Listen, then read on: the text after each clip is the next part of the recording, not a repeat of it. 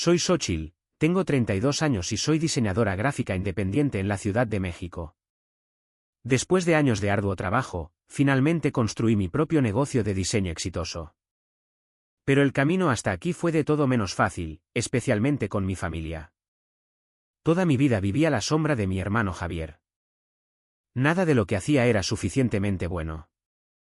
Luego, el mes pasado, recibí esa llamada de mis padres pidiendo más apoyo financiero. Cuando les pregunté, mi papá se burló: nunca serás tan buena como tu hermano. Esa comparación fue la gota que colmó el vaso. Si has experimentado la comparación familiar, deja un comentario abajo sobre desde donde estás viendo esto. Dale al botón de me gusta y suscríbete, y déjame saber si alguna vez te han comparado con un hermano. Creciendo en un fraccionamiento de clase media de Querétaro, mi infancia parecía perfecta desde fuera. Nuestra casa estilo colonial de 2 pisos con la cerca de estacas blancas, las carnes asadas familiares en verano y los viajes a la sierra en invierno pintaban un idílico retrato de familia mexicana. Pero dentro de esas paredes, se me recordaba constantemente que yo era la hija menor, la decepción, la que nunca podría estar a la altura de mi brillante hermano mayor. Javier era 5 años mayor que yo y, a los ojos de mis padres, era la perfección personificada. Sus boletas de calificaciones estaban adornadas con 10. Los estantes de su dormitorio se hundían bajo el peso de los trofeos de natación, del equipo de debate y de las competiciones de ajedrez. Los maestros elogiaban su inteligencia, los entrenadores admiraban su disciplina y los vecinos comentaban su amabilidad. Él era el niño de oro, y yo estaba perpetuamente a su sombra. ¿Por qué no puedes ser más como Javier? Se convirtió en la banda sonora de mi infancia. Cuando traía a casa un 9 en matemáticas, mi padre suspiraba y decía: Javier nunca sacó nada menos que un 10 en matemáticas. Cuando tenía dificultades con los proyectos de ciencias, mi madre negaba con la cabeza y me recordaba: tu hermano ganó la Feria de Ciencias Estatal cuando era incluso más joven que tú. Intenté de todo para ganar su aprobación. Aprendí a tocar el piano, esperando que mi talento musical los impresionara. Javier dominaba a Chopin a tu edad, comentó mi madre después de mi recital, desestimando por completo la pieza de Mozart que había practicado durante meses. Me uní al taller de arte y descubrí que tenía un talento natural para las artes visuales. Mi pintura de acuarela ganó el primer lugar en una competencia escolar, pero mis padres apenas la miraron cuando la traje a casa con orgullo. El arte es un buen pasatiempo, Xochitl, pero no te llevará a ninguna parte en la vida, dijo mi padre con desdén. Javier está tomando clases que lo prepararán para el éxito. La pintura terminó en mi armario en lugar de en la pared de nuestra sala de estar, donde los diplomas del equipo de debate de Javier estaban prominentemente exhibidos. Incluso nuestra familia extendida perpetuaba la comparación. En la cena de Navidad, los parientes primero le preguntaban a Javier sobre sus logros académicos y victorias atléticas, luego se volvían hacia mí con esa mirada ligeramente compasiva. ¿Y qué hay de ti, Xochitl? ¿Todavía dibujando esos dibujitos?, preguntaban, su tono dejando en claro que veían mis actividades artísticas como infantiles en comparación con los serios logros de Javier. Me volví invisible en mi propia casa. En la cena, la conversación giraba en torno al último logro de Javier o al brillante futuro que le esperaba. Cuando intentaba compartir algo sobre mi día o mis pequeñas victorias, el tema rápidamente volvía a mi hermano. Aprendí a comer en silencio y a excusarme temprano, retirándome a mi dormitorio, donde podía escapar en mis cuadernos de bocetos y crear mundos donde era valorada por ser yo misma. Para la preparatoria, había desarrollado un caparazón protector. Dejé de intentar competir con Javier porque sabía que nunca ganaría a los ojos de mis padres. En cambio, me concentré en encontrar mi propio camino. Tomé todas las clases de arte y diseño disponibles, me quedé hasta tarde después de la escuela para usar las instalaciones del taller de arte y construí un portafolio de trabajo del que estaba genuinamente orgullosa. Mi profesora de arte, la maestra Carmona, se convirtió en mi mayor defensora, viendo en mí un potencial que mi familia nunca reconoció. Tienes una perspectiva única, Xochitl, me dijo una tarde mientras trabajaba en un proyecto de diseño digital. Tu hermano puede sobresalir en lo académico tradicional, pero tú tienes un don que es igual de valioso. Nunca lo olvides. Sus palabras fueron un salvavidas para mí, una rara validación a la que me aferré durante esos años difíciles. El contraste en cómo nos trataban mis padres nunca fue más evidente que durante nuestras graduaciones de preparatoria. Cuando Javier se graduó, mis padres organizaron una fiesta extravagante. Invitaron a la familia extendida, a los vecinos e incluso a sus maestros. Alquilaron una carpa para nuestro patio trasero, contrataron un servicio de banquetes y mi padre dio un discurso de 20 minutos elogiando los logros de Javier y su brillante futuro en el TEC de Monterrey. 4 años después, cuando fue mi turno de graduarme, fuimos a un restaurante para una cena rápida. Sin fiesta, sin invitados, sin discurso. Mi madre sí tomó algunas fotos, pero parecía más interesada en hablar sobre la reciente pasantía de Javier en una prestigiosa firma financiera que en celebrar mi hito. Cuando mencioné mi aceptación en la Academia de San Carlos con una beca parcial, mi padre frunció el ceño. ¿Estás segura de esto de la escuela de arte, Xochitl? No es demasiado tarde para postular a una universidad de verdad, ya sabes, algo con mejores perspectivas de carrera. Mi madre asintió de acuerdo. Tu hermano ya se está preparando para una carrera exitosa. Solo queremos lo mismo para ti, cariño. Lo que realmente querían decir era, queremos que seas como Javier. Pero para entonces, yo sabía que eso nunca sucedería. Y en el fondo, a pesar del dolor, empezaba a darme cuenta de que tal vez eso no era tan malo después de todo. Irme a la universidad fue como tomar mi primera bocanada de aire real después de años de asfixia. La Academia de San Carlos estaba a más de 200 kilómetros de Querétaro, y esa distancia se sintió como una liberación tanto física como emocional. Recuerdo el día en que mis padres me dejaron en mi dormitorio. El contraste entre mi despedida y la de Javier fue marcado. Por él, se habían tomado una semana libre del trabajo, lo ayudaron a instalarse, conocieron a la familia de su compañero de cuarto y llevaron a todos a una cena cara. A mí, me llevaron un sábado, descargaron mis pocas pertenencias y estaban de vuelta en la carretera a media tarde, citando la necesidad de regresar para el trabajo del lunes. Su decepción por mi elección era palpable. Diseño gráfico, se había burlado mi padre cuando anuncié mi especialidad. ¿A qué tipo de carrera estable te llevará eso? Javier estudió economía y finanzas. Esos son campos con perspectivas reales. Mi madre, intentando ser solidaria a su manera, había agregado, cariño, solo queremos que puedas mantenerte por ti misma. Esto del arte parece tan incierto. Lo que no sabían era que me había estado preparando para esta independencia durante años. A diferencia de Javier, cuya educación entera fue financiada por nuestros padres, yo sabía que estaría en gran medida por mi cuenta. La beca parcial cubría aproximadamente la mitad de mi colegiatura, pero todo lo demás dependería de mí. A la semana de llegar a la Ciudad de México, ya había conseguido 2 trabajos de medio tiempo, turnos matutinos en una cafetería cerca de la facultad y trabajo de fin de semana en una imprenta local, donde también podía aprender habilidades prácticas relacionadas con mi campo. Mi horario era agotador. Me despertaba a las 4:30 de la mañana para llegar a la cafetería a las 5, trabajaba hasta las 9 y luego corría a clases hasta bien entrada la tarde.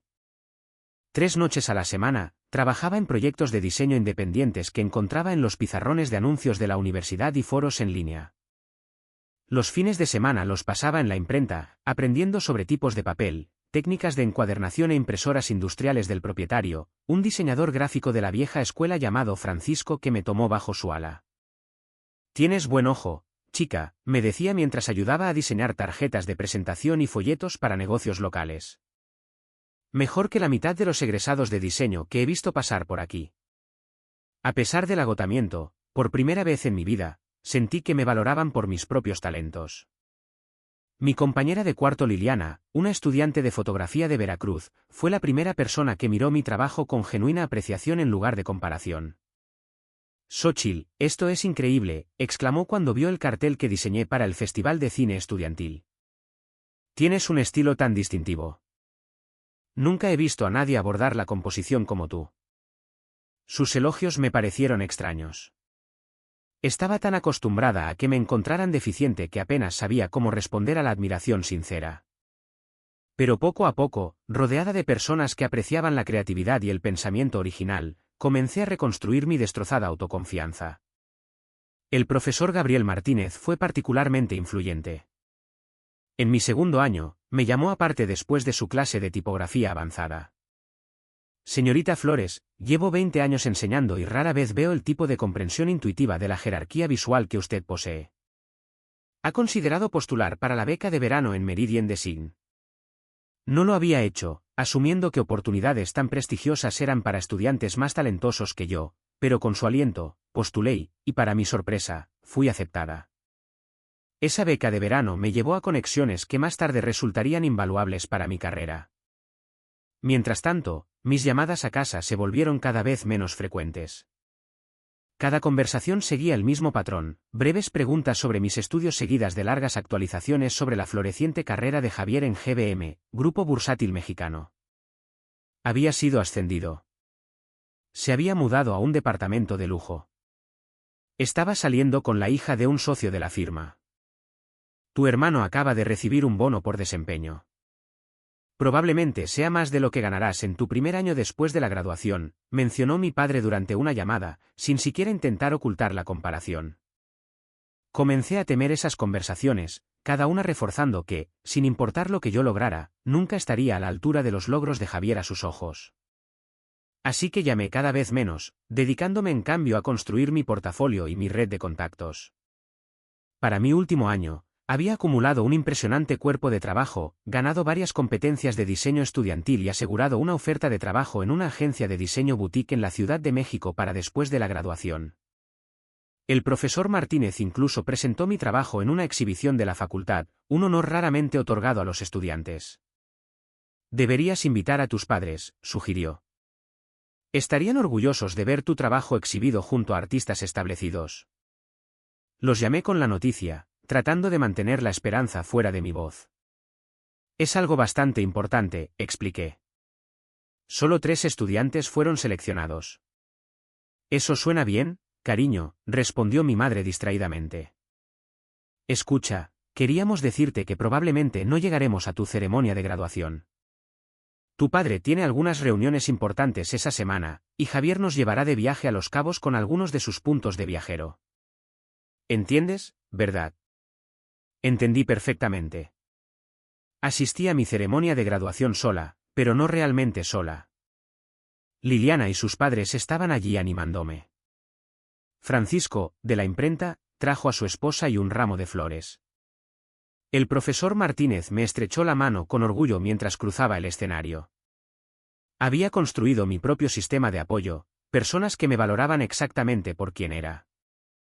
Esa noche, mientras mis amigos y mentores celebraban conmigo en un restaurante local, me di cuenta de algo importante: ya no necesitaba la aprobación de mis padres para conocer mi propio valor. Fue una realización dolorosa, pero también liberadora. Finalmente me estaba convirtiendo en mi propia persona, libre de la sombra de la comparación que había oscurecido mi infancia. Los primeros años después de la universidad fueron una curva de aprendizaje empinada. Empecé en Geraisen Design, una agencia pequeña pero respetada en la Ciudad de México, ganando apenas lo suficiente para cubrir el alquiler de mi diminuto apartamento estudio y los pagos de mi préstamo estudiantil. Mi espacio de trabajo era literalmente un rincón de mi sala de estar con un escritorio de segunda mano que encontré en Mercado Libre y una computadora reacondicionada que luchaba con el pesado software de diseño. Pero estaba decidida a que funcionara. A diferencia de muchos de mis colegas que recibían apoyo financiero de sus familias mientras establecían sus carreras, yo estaba completamente sola. Hice un presupuesto meticuloso, preparaba mis comidas para evitar comer fuera y encontraba eventos gratuitos para hacer contactos donde podía construir conexiones profesionales mientras disfrutaba de los aperitivos de cortesía. Cada peso importaba. Luego, a los 8 meses de mi nuevo trabajo, recibí una llamada de mi madre que lo cambiaría todo. Tu padre está enfermo, dijo, su voz inusualmente frágil. Los médicos encontraron algunas anomalías en su corazón. Necesita cirugía, y nuestro seguro de gastos médicos no lo cubre todo. Estamos luchando con las facturas. Mi padre, el proveedor estoico que nunca había admitido debilidad, ahora enfrentaba una crisis de salud. A pesar de nuestra complicada relación, la noticia me golpeó fuerte. Sin dudarlo, pregunté, ¿cuánto necesitan? La cantidad que mencionó acabaría con la mayor parte de mis ahorros de emergencia, pero la familia era la familia. Transferiré el dinero mañana, prometí. Lo que comenzó como una ayuda puntual pronto se convirtió en una obligación mensual. Después de la cirugía de mi padre, hubo medicamentos continuos, citas de seguimiento y sesiones de terapia. Mi madre había reducido sus horas de trabajo para cuidarlo, lo que tensaba aún más sus finanzas. Empecé a enviar $8,500 cada mes, una porción significativa de mi salario de nivel de entrada. Durante una de nuestras llamadas, pregunté con cautela si Javier también estaba ayudando con los gastos. Hubo una pausa incómoda antes de que mi madre respondiera. Tu hermano está en un punto crítico de su carrera en este momento.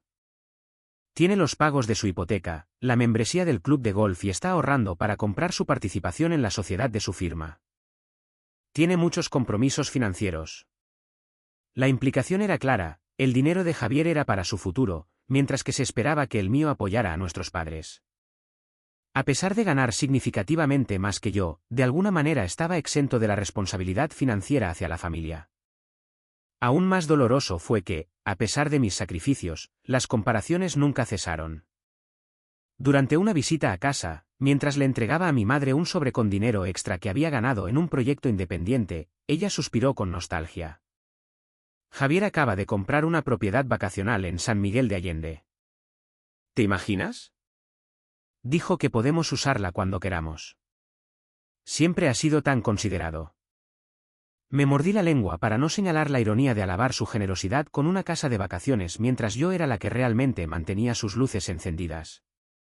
En cambio, sonreí forzadamente y cambié de tema. Para cumplir con mis crecientes obligaciones financieras, comencé a aceptar proyectos independientes por las noches y los fines de semana. Mi diminuto apartamento se volvió aún más estrecho a medida que acumulaba el equipo necesario para el trabajo de diseño profesional. Mi vida social se redujo a casi nada mientras hacía malabares con mi trabajo diurno y mis trabajos secundarios. Algunas semanas trabajaba 70 horas o más, impulsada por café barato y determinación. La tensión comenzó a notarse. Desarrollé migrañas crónicas por las largas horas mirando pantallas. Las ojeras se convirtieron en una característica permanente bajo mis ojos. Mis amigos dejaron de invitarme a salir, sabiendo que declinaría debido a los plazos o al agotamiento. Pero seguí adelante, enviando ese pago mensual a casa sin falta, incluso cuando significaba posponer mis propios sueños de iniciar mi propio estudio de diseño. Aproximadamente 3 años después de este acuerdo, recibí un elegante sobre de color crema por correo. Era una invitación a la boda de Javier con Isabella, la hija de un socio principal de su firma. El evento se celebraría en un viñedo exclusivo en el Valle de Guadalupe. Al final de la invitación, en letra pequeña, se requiere etiqueta rigurosa.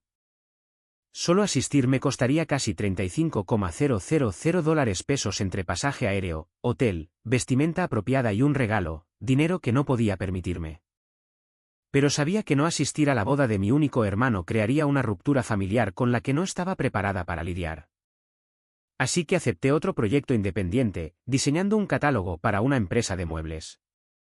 Trabajando durante varios fines de semana para ganar el dinero extra, usé al máximo mi tarjeta de crédito para un boleto de avión y encontré el vestido negro menos costoso que pudiera pasar por formal en una boda de alta gama.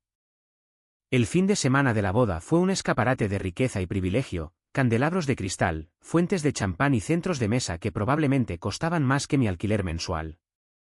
Durante todo el evento, mis padres sonreían con orgullo a Javier, el hijo exitoso que lo había logrado. Me presentaron a sus amigos como nuestra hija, hace algo con computadoras y arte, incapaces de describir correctamente mi profesión. En la recepción, escuché a mi padre hablar con su hermano, mi tío Roberto.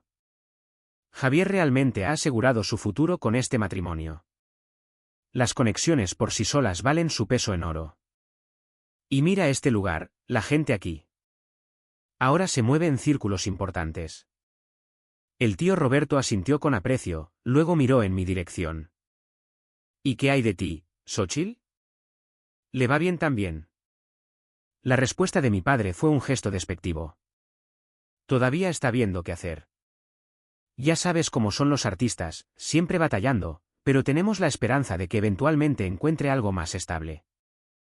Llevaba 3 años enviándoles dinero en ese momento, a menudo a expensas de mi propia seguridad financiera. Sin embargo, a sus ojos, yo todavía era la hija sin rumbo, mientras que Javier, que no contribuía en nada a las finanzas familiares, era el modelo de éxito. Esa noche en mi habitación de hotel, lloré por primera vez en años. No solo por las palabras hirientes, sino porque me di cuenta de que estaba atrapada en un ciclo de búsqueda de aprobación que nunca llegaría.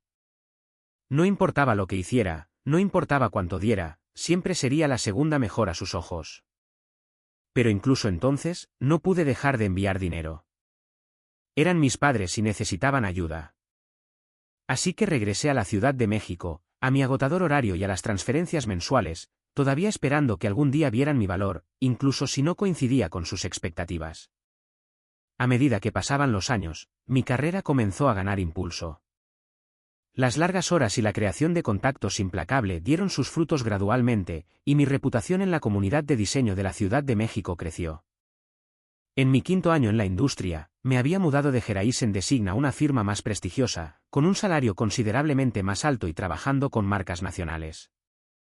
Mi portafolio se expandió para incluir campañas galardonadas para una popular marca de ropa deportiva, un cambio de marca completo para una cadena de supermercados orgánicos y materiales de marketing digital para una importante aerolínea.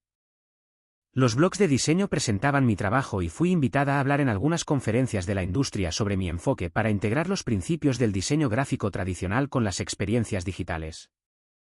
A los 29 años, finalmente di el salto y lancé mi propio estudio, Prism Design. Fue un paso aterrador pero emocionante.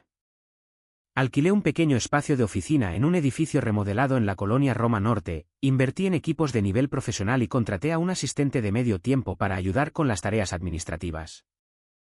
Los primeros meses fueron de morderse las uñas mientras me preguntaba si había cometido un error catastrófico. Pero gradualmente, los clientes me siguieron de mi firma anterior y llegaron nuevos a través de referencias. A través de todo este crecimiento profesional, continué enviando dinero a casa cada mes sin falta. Habían pasado 8 años desde que comencé a apoyar financieramente a mis padres, y la cantidad había aumentado gradualmente de $8,500 a $13,500 pesos mensuales a medida que sus necesidades crecían y mis ingresos mejoraban. Nunca omití un pago, incluso durante los meses difíciles cuando recién comencé mi negocio y no estaba segura de poder pagar el alquiler. Lo que se volvió cada vez más extraño fue que mis padres rara vez reconocían estas contribuciones. Nuestras conversaciones telefónicas, ahora reducidas a una vez cada pocas semanas, giraban casi exclusivamente en torno a los últimos logros de Javier. Había sido ascendido a vicepresidente senior. Él e Isabella habían comprado una segunda casa en Punta Mita. Esperaban su primer hijo y ya habían asegurado un lugar en un preescolar exclusivo con una lista de espera más larga que mi brazo.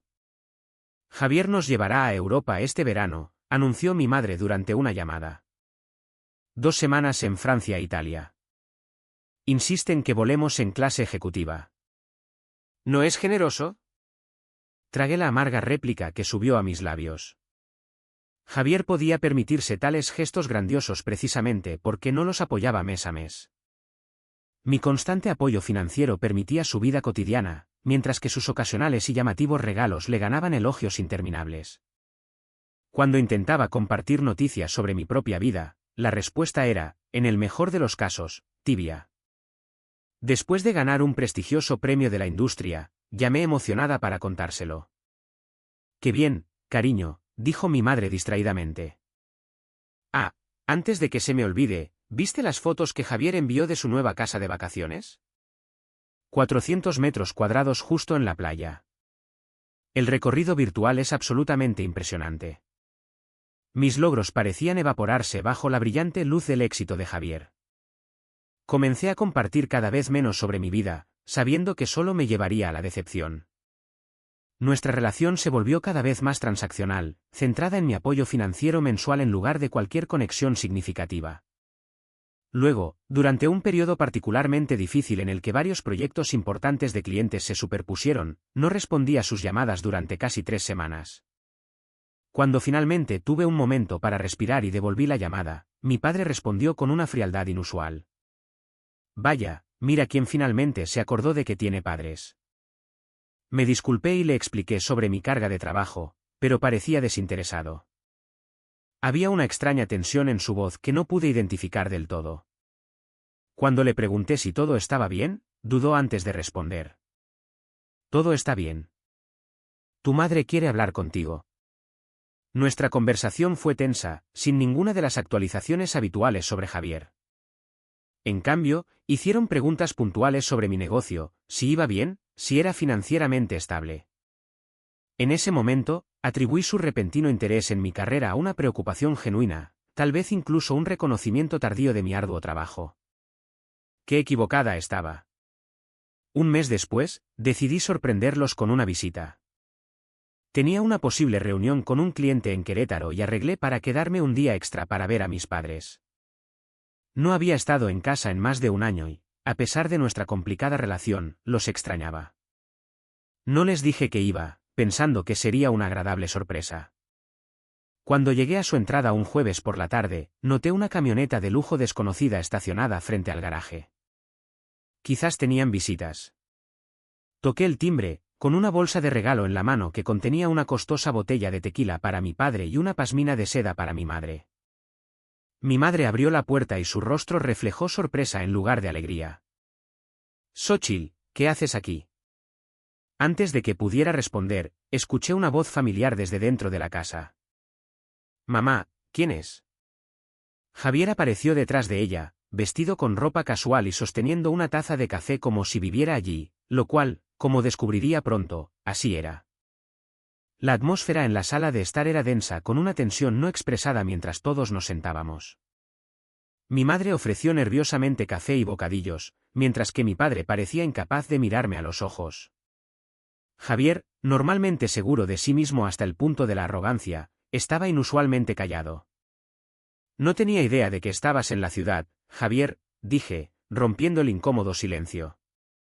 «¿Están tú e Isabella de visita por el fin de semana?» Las miradas incómodas que intercambiaron me dijeron que algo andaba muy mal. Finalmente, mi padre se aclaró la garganta. «Tu hermano ha estado quedándose con nosotros por un tiempo», admitió a regañadientes, «solo hasta que se recupere».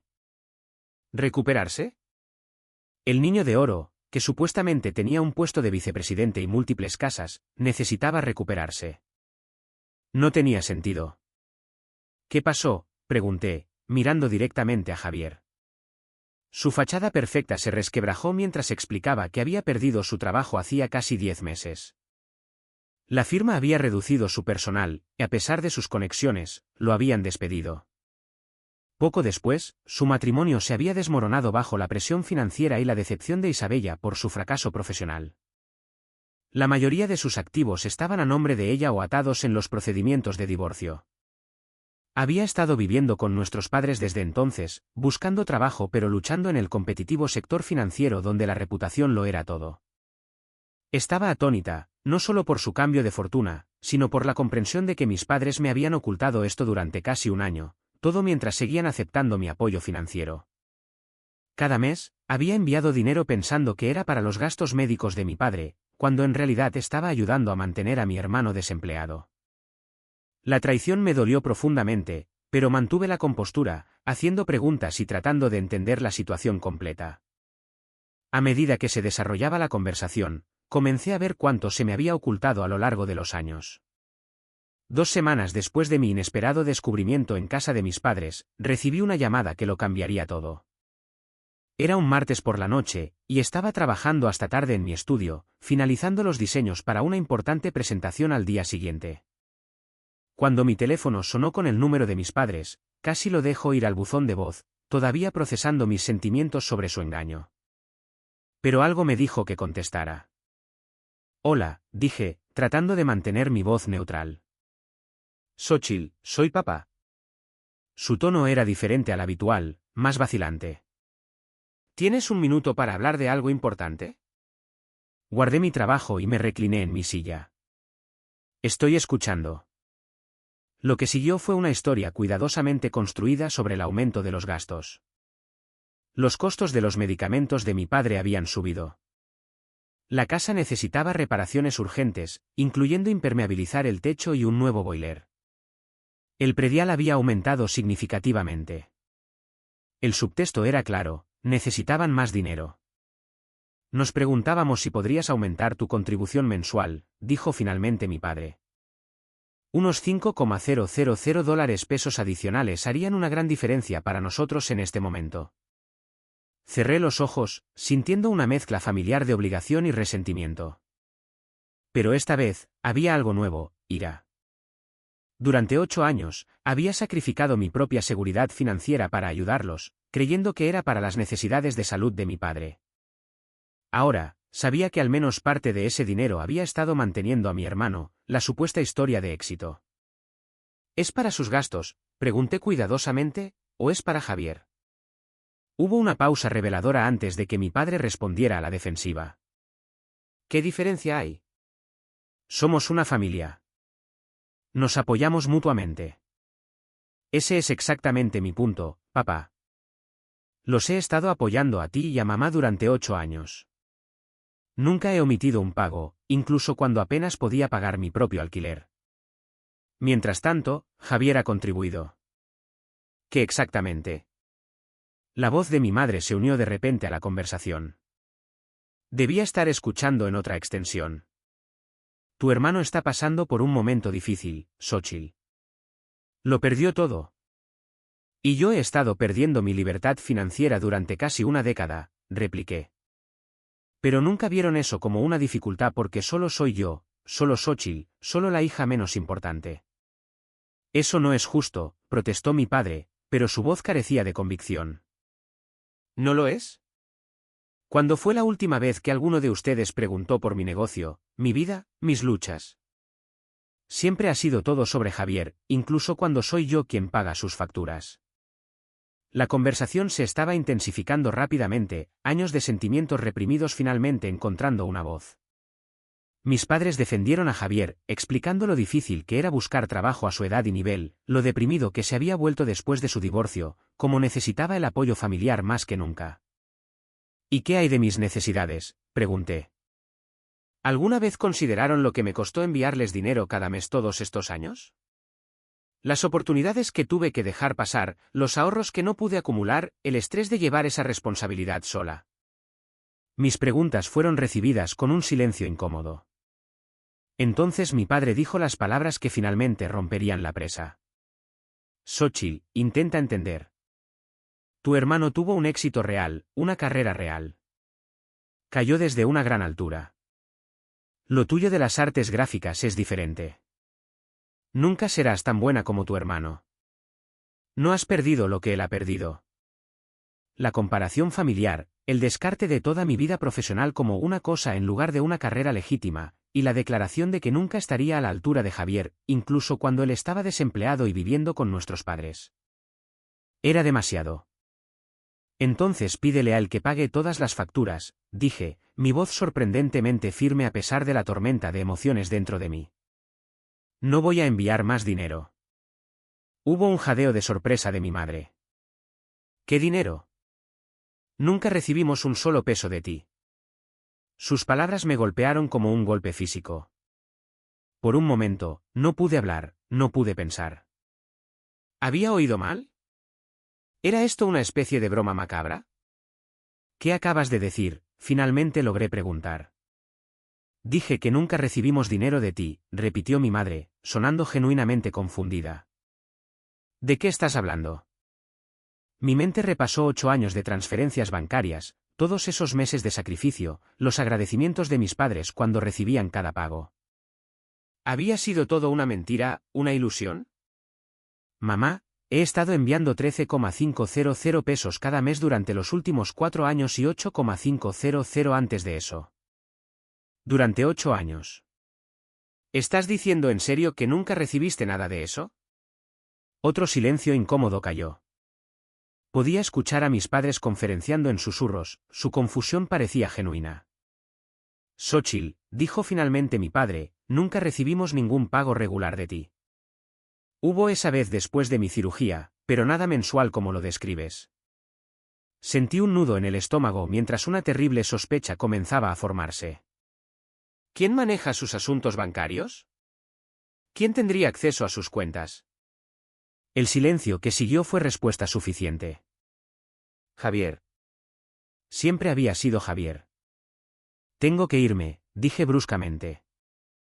Los llamaré más tarde. Tan pronto como colgué, abrí mis registros bancarios en mi computadora. Allí estaban, docenas y docenas de transferencias a lo que creía que era la cuenta conjunta de mis padres. Una cuenta que ahora me daba cuenta con creciente horror que debía haber sido controlada por mi hermano. Durante 8 años, había estado enviando dinero no para mantener a mis padres, sino directamente a los bolsillos de Javier. El niño de oro, el hijo exitoso, me había estado robando todo el tiempo. La traición fue tan completa, tan devastadora, que me senté en un silencio atónito durante casi una hora, mirando la evidencia en mi pantalla. Luego, con manos temblorosas, comencé a reunir toda la documentación. Esto no había terminado. Ni de lejos. La revelación de que mi dinero nunca había llegado a mis padres me dejó conmocionada. Me tomé 2 días libres del trabajo, algo que rara vez hacía, solo para procesar lo que había sucedido y decidir mis próximos pasos. Mi primera acción fue compilar toda la evidencia. Imprimí 8 años de estados de cuenta, destacando cada transferencia. Los organicé cronológicamente en una carpeta, creando un rastro documental del engaño de Javier. La cuenta a la que había estado enviando dinero estaba, en efecto, a nombre de mis padres, pero al investigar más a fondo, descubrí que era una cuenta conjunta que también incluía a Javier como usuario autorizado. Esto explicaba cómo había podido acceder a los fondos sin el conocimiento de mis padres. Pero necesitaba pruebas más concretas antes de confrontar a mi familia. Por recomendación de un cliente que era abogado, contraté a Raúl Montes, un investigador privado especializado en fraude financiero. Era caro, pero necesitaba saber exactamente qué había pasado con mi dinero y tener pruebas irrefutables. Este tipo de fraude financiero familiar es más común de lo que podrías pensar, me dijo Raúl durante nuestra consulta inicial, especialmente cuando un miembro de la familia es percibido como más exitoso o responsable financieramente que otros. Durante las siguientes 3 semanas, Raúl rastreó el movimiento de los fondos desde la cuenta conjunta. Lo que descubrió fue tanto impactante como indignante. A los pocos días de cada uno de mis depósitos, Javier transfería el dinero a su cuenta personal. A veces falsificaba cheques con la firma de mi padre. Otras veces, hacía transferencias electrónicas. Había estado interceptando efectivamente mi apoyo financiero durante años, usándolo para mantener la ilusión de éxito incluso después de perder su trabajo. Basado en la documentación que he reunido, te ha quitado aproximadamente $300,000 pesos a lo largo de 8 años, explicó Raúl mientras me mostraba sus hallazgos, y he confirmado que tus padres nunca vieron un centavo de ello. La cantidad era asombrosa. 1.300.000 pesos que podrían haber ido a mis préstamos estudiantiles, al enganche de un departamento o a invertir en mi negocio. En cambio, habían financiado el estilo de vida de Javier y, más recientemente, lo habían mantenido durante su desempleo, todo mientras él mantenía la ficción de éxito y generosidad ante nuestros padres. Armada con el informe detallado de Raúl y toda mi propia documentación, reservé un vuelo a Querétaro. Esta confrontación tenía que ocurrir en persona. Llamé a mis padres para hacerles saber que iba, simplemente diciendo que tenía asuntos familiares importantes que discutir. Deliberadamente no mencioné a Javier, pero les pedí que se aseguraran de que él también estuviera presente. El vuelo a Querétaro fue la hora más larga de mi vida. Ensayé lo que diría, cómo presentaría las pruebas, tratando de prepararme para cada posible reacción. ¿Me creerían? ¿Defenderían a Javier? ¿Intentarían minimizar lo que había hecho? Cuando llegué a su casa, todos estaban allí como lo había pedido. Mi madre había preparado café y pasteles, como si fuera una reunión familiar normal. Javier estaba sentado en la sala de estar, con aspecto nervioso pero manteniendo la compostura. Mi padre parecía confundido sobre el propósito de esta repentina reunión familiar. Rechacé la oferta de refrescos y fui directo al grano. Abrí mi carpeta y la coloqué sobre la mesa de café. Durante los últimos 8 años, he estado enviando dinero para mantenerlos a ti y a papá, dije, mirando directamente a mi madre. Cada mes sin falta, el dinero se enviaba a lo que creía que era su cuenta conjunta. Mi madre negó con la cabeza. Xochitl, ya hemos hablado de esto. Nunca recibimos pagos regulares de ti. Tienes razón, mamá. Nunca lo recibieron, asentí. Porque Javier se lo ha estado llevando todo. Javier protestó de inmediato, su rostro enrojeciendo de ira. Eso es ridículo. ¿Cómo te atreves a venir aquí y hacer acusaciones como esa? Mi padre le puso una mano en el brazo a Javier para calmarlo, luego se volvió hacia mí con una expresión severa. Xóchitl, esta es una acusación muy seria. ¿Tienes alguna prueba de lo que estás afirmando? Tengo todas las pruebas que necesitamos, respondí con calma, abriendo la carpeta. Estados de cuenta que muestran cada transferencia que hice durante 8 años, registros de esos fondos siendo movidos a la cuenta personal de Javier, generalmente a los pocos días de mis depósitos. Y esto, saqué una carpeta que contenía copias de cheques con la firma falsificada de mi padre junto a muestras de su firma real y la letra de Javier para comparar. Raúl había sido minucioso en su investigación. Y tengo estados de cuenta de su banco que confirman que ninguna de estas transferencias se reflejó nunca en sus gastos mensuales reales, continué. El dinero nunca pagó los medicamentos de papá, ni las reparaciones de la casa, ni nada más para su hogar. Todo fue directamente a Javier. La habitación quedó en silencio mientras mis padres revisaban las pruebas. Las manos de mi madre temblaban mientras examinaba los cheques falsificados. El rostro de mi padre se puso cada vez más pálido mientras pasaba página tras página de estados de cuenta. La actitud desafiante de Javier se desmoronó ante pruebas tan abrumadoras. Sus negaciones se debilitaron y luego se convirtieron en excusas. Iba a devolverlo, insistió. Era solo temporal hasta que me recuperara. 8 años no es temporal, interrumpí. Y no estuviste en problemas durante la mayor parte de ese tiempo. Estabas empleado en GBM, ganando más que suficiente para mantenerte. Tomaste mi dinero porque podías, porque te sentías con derecho a él. Mi padre levantó la vista de los documentos, su expresión una mezcla de incredulidad y horror creciente.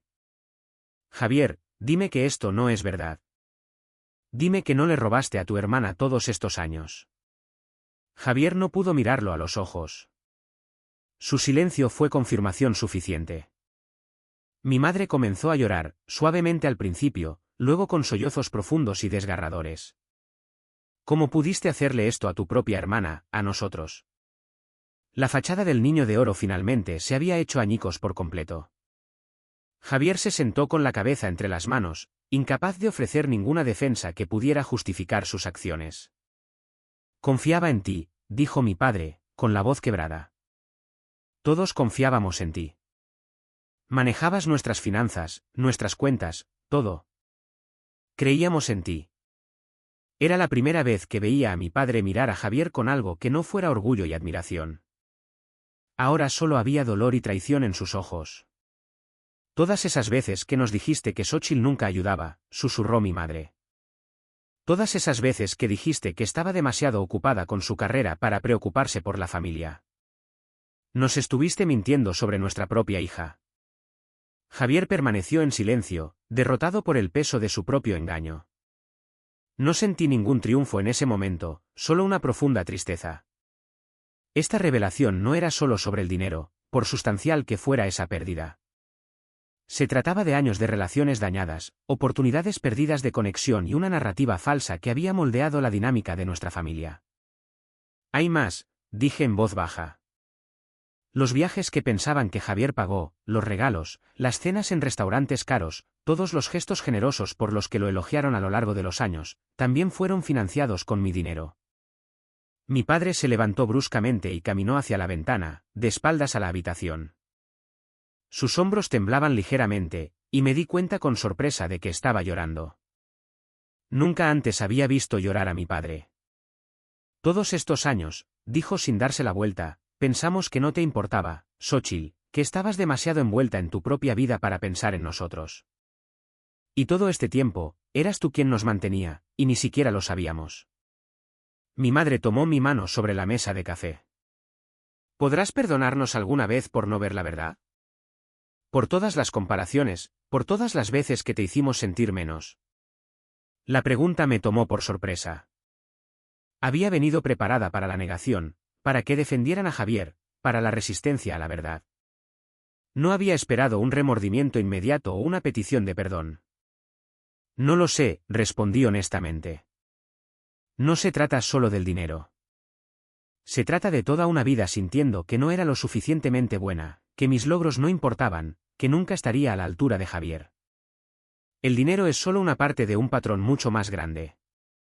Javier finalmente levantó la vista, su rostro surcado de lágrimas. Nunca quise que llegara tan lejos, dijo. Comenzó con algo pequeño. Después de tu primer pago, estaba en una situación difícil, financieramente sobrecargado en mis tarjetas de crédito. Pensé que solo tomaría un poco prestado y lo devolvería. Pero luego se volvió fácil tomar más, y luego se convirtió en un hábito. Y luego, terminé por él, no podías mantener la mentira del éxito sin él. Él asintió miserablemente. Cuanto más tomaba, más tenía que mentir sobre lo bien que me iba. Y cuanto más mentía, más necesitaba seguir tomando para sostener esas mentiras. Era un círculo vicioso del que no podía salir. ¿Qué pasa ahora?, preguntó mi madre, mirándonos a ambos. Era la pregunta que me había estado haciendo en el vuelo. ¿Qué quería que saliera de esta confrontación? Venganza, devolución, justicia. La respuesta no era simple. Primero, Javier necesita reconocer todo lo que hizo por escrito, dije con firmeza. La cantidad total tomada, cómo se tomó y durante qué periodo de tiempo. Raúl, mi investigador, ha preparado un documento que describe todo. Javier, tienes que firmarlo. Él asintió sin protestar. Segundo, necesitamos discutir la devolución, continué. Sé que no puedes devolverlo todo de inmediato, pero necesitamos un acuerdo formal. Firmaré lo que necesites, dijo Javier en voz baja. Y encontraré una manera de devolver cada centavo, sin importar cuánto tiempo tome. Tercero, dije, mirando a mis padres, necesitamos hablar sobre cómo avanzar como familia, sobre reconstruir la confianza, sobre cambiar cómo nos relacionamos entre nosotros. Esa será la parte más difícil. Mi padre se dio la vuelta desde la ventana y me miró. El hombre orgulloso y crítico que había moldeado gran parte de mi falta de confianza en mí misma había desaparecido, reemplazado por alguien que parecía mayor, humillado y profundamente avergonzado. Te fallamos, Xóchitl, dijo simplemente. No solo por no ver lo que Javier estaba haciendo, sino por no verte a ti, a la verdadera tú.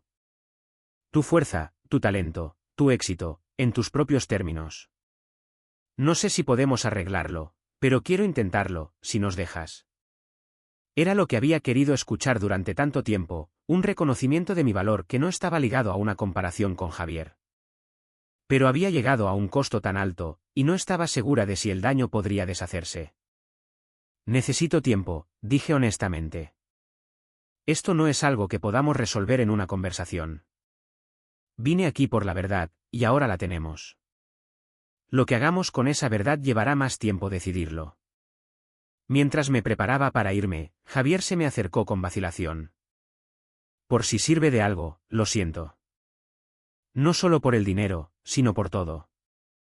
Por ser el modelo con el que te comparaban, por no haberte defendido nunca, por dejar que mis propias inseguridades me convirtieran en alguien capaz de hacerle esto a su propia hermana. Miré a mi hermano, realmente lo miré, quizás por primera vez, viéndolo no como el niño de oro o el ladrón, sino como un ser humano profundamente imperfecto que había tomado decisiones terribles. Creo que lo sientes, Javier. Pero una disculpa no deshace el daño. Es solo el primer paso en un proceso muy largo. Mientras me alejaba en el coche de la casa de mi infancia ese día, me sentí extrañamente más ligera a pesar de la pesadez de lo que había ocurrido.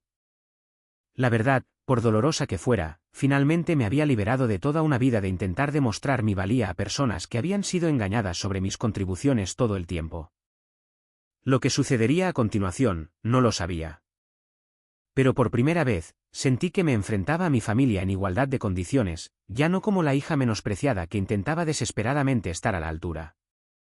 Las secuelas de esa confrontación fueron tanto dolorosas como transformadoras. En los días siguientes, mis padres consultaron con su abogado y luego tomaron una decisión difícil, presentaron una denuncia en el Ministerio Público contra Javier. No era algo que les hubiera pedido que hicieran, ni siquiera lo esperaba, pero sintieron que era necesario para que él rindiera cuentas. No se trata solo de lo que te hizo a ti, me explicó mi padre cuando me llamó para contármelo. Se trata de lo que nos hizo a todos nosotros. Las mentiras, la manipulación. No podemos fingir que no sucedió ni manejarlo solo dentro de la familia. Tiene que haber consecuencias. Javier fue acusado de fraude y falsificación. debido a la cantidad sustancial involucrada y la duración de su engaño, estos eran cargos serios. Finalmente, aceptó un acuerdo que incluía la reparación del daño, libertad condicional y servicio comunitario, evitando la cárcel pero creando un registro permanente de sus acciones. Los procedimientos legales fueron solo un aspecto de las consecuencias. Mucho más complejo fue el ajuste de cuentas emocional que siguió. Mis padres y yo comenzamos el lento y a menudo incómodo proceso de reconstruir nuestra relación desde cero. Comenzó con llamadas telefónicas semanales que al principio eran forzadas e incómodas, ambas partes sin saber cómo relacionarse entre sí sin la narrativa falsa que había moldeado nuestras interacciones durante tanto tiempo. 3 meses después de la confrontación, mis padres sugirieron terapia, tanto sesiones individuales como familiares.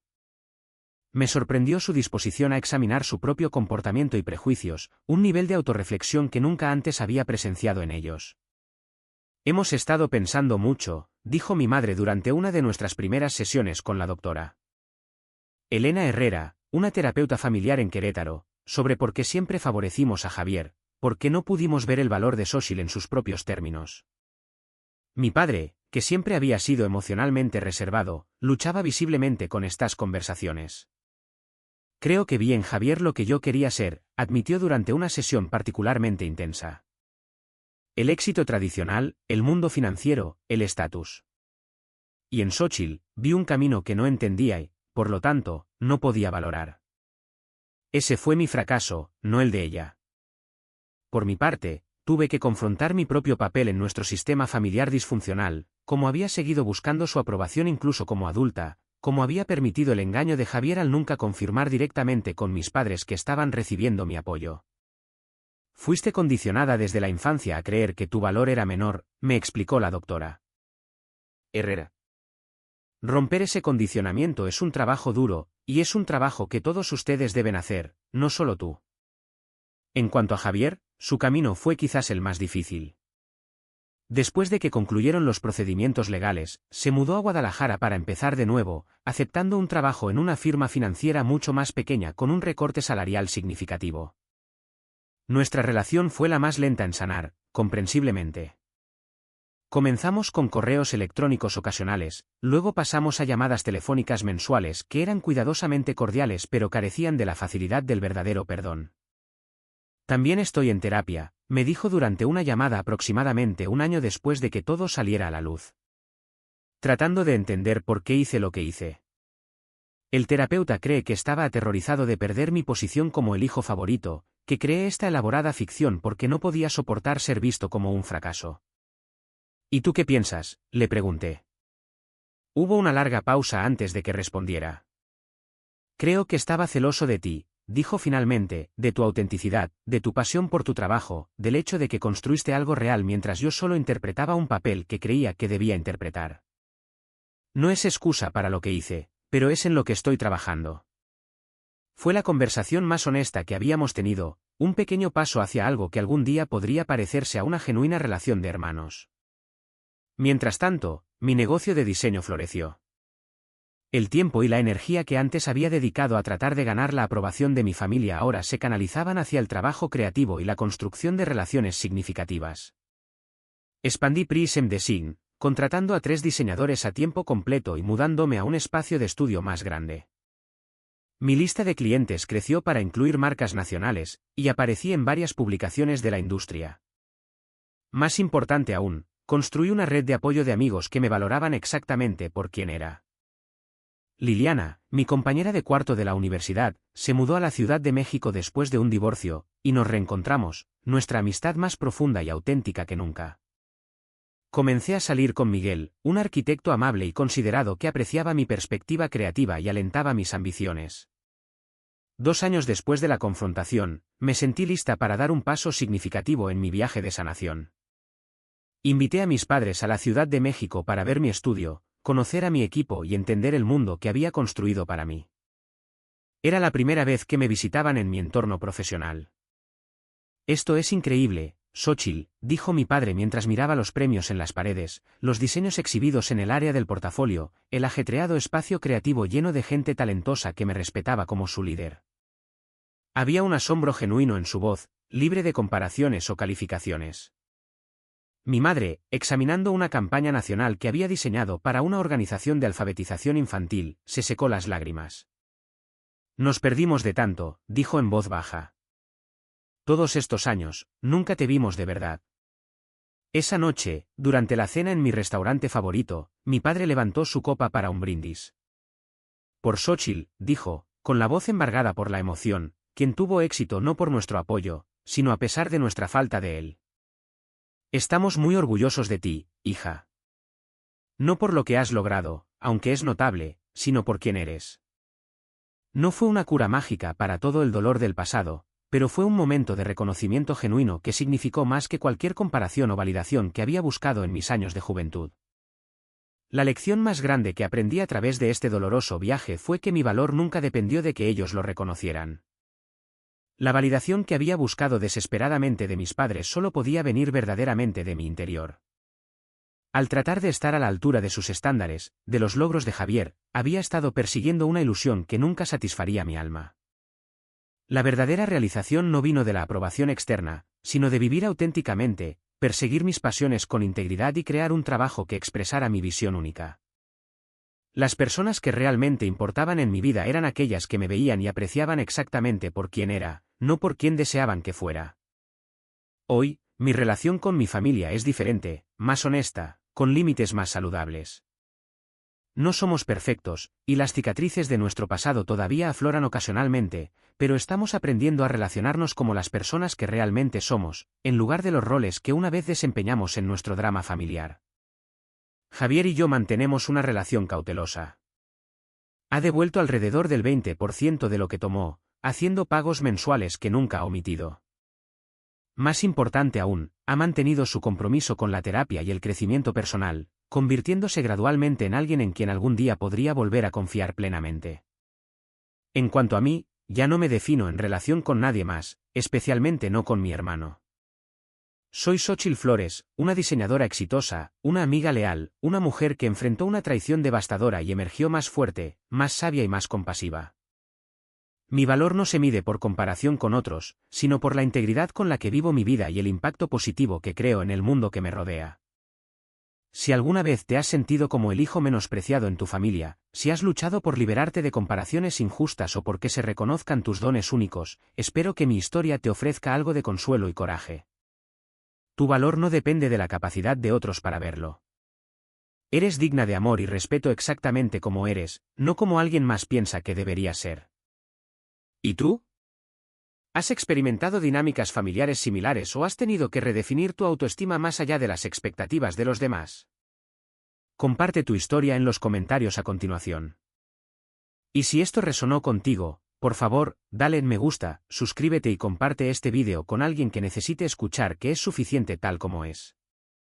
Gracias por escuchar, y recuerda, tu camino único es válido y valioso, sin importar quién intente decirte lo contrario.